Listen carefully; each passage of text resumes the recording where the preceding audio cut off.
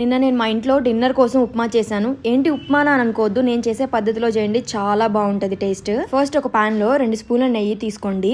నెయ్యి కాగిన తర్వాత అందులో ఒక గ్లాస్ ఆఫ్ ఉప్మా రవ్వ వేసుకొని బాగా ఫ్రై చేయండి, బ్రౌన్ కలర్ లో వచ్చేంత వరకు, ఇలా వచ్చేసేంత వరకు. నెక్స్ట్ ఒక కడాయిలో కొంచెం ఆయిల్ తీసుకోండి, అందులో ఎండుమిర్చి 4 మీకు సరిపడా వేసుకోండి. ఎండుమిర్చి ఫ్రై అయిపోయిన తర్వాత తాలింపు గింజలు వేసుకోండి.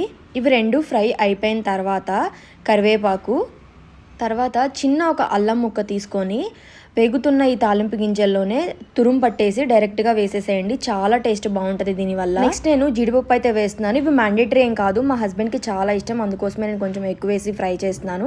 వీటిని బ్రౌన్ కలర్లో వచ్చేంత వరకు ఫ్రై చేసేయండి. నెక్స్ట్ ఒక గ్లాస్ ఆఫ్ ఉప్మా రవ్వకి 2 గ్లాస్ ఆఫ్ వాటర్ తీసుకున్నాను. Next milk. పాలేంటి అనుకుంటున్నారా, పాలు వల్ల ఉప్మా చాలా టేస్ట్ వస్తుంది, అసలు మెయిన్ ఇంగ్రీడియంటే ఇది ఉప్మాకి స్పెషల్. 2 గ్లాస్ ఆఫ్ మిల్క్ తీసుకున్నాను. నెక్స్ట్ ఫ్రై అయిన ఉప్మా రవ్వని ఇందులో వేసి మంచిగా కలిపి మూత పెట్టేశాను. లో ఫ్లేమ్లో ఒక 5 మినిట్స్ ఉంచేయండి, మీకు ఉప్మా అయితే రెడీ అయిపోతుంది. ఫస్ట్లో మా హస్బెండ్ ఉప్మా అంటే అస్సలు తినేవాడు కాదు.